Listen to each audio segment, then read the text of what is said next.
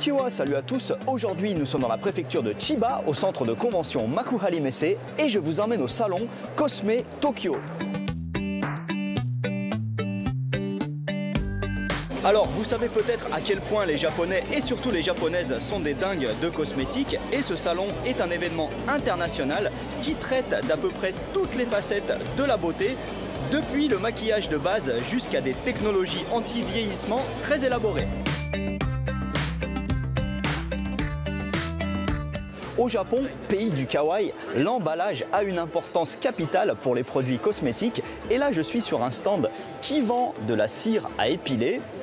Et je suis concerné directement, moi qui suis poilu comme un Italien du Sud. Donc ils vendent entre autres les machines pour faire chauffer la cire.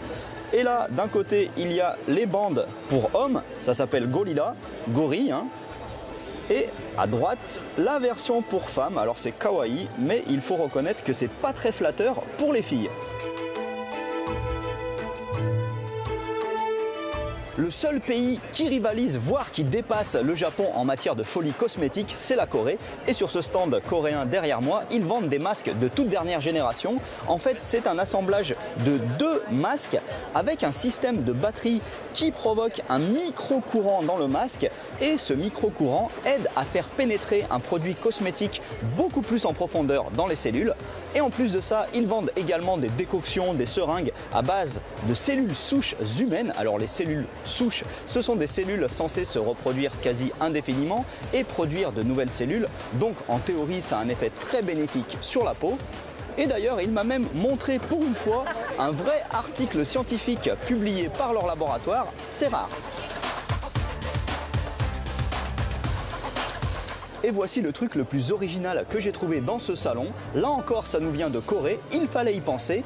Ils partent de véritables grains de café et ils y rajoutent des ingrédients comme de l'huile de jojoba et des extraits de pamplemousse. Et au final, ça donne ça. Ça sent encore vraiment le café.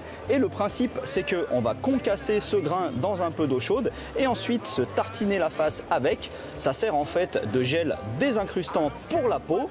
Alors c'est un peu cher, ça coûte à peu près 1 € le grain, donc je me demande si je ne vais pas fabriquer la version artisanale à partir de café de supermarché et d'huile d'olive. Si ça se trouve, ça marchera tout aussi bien. Voilà, j'adore les salons de cosmétiques car ils arrivent toujours à me surprendre avec des produits complètement improbables.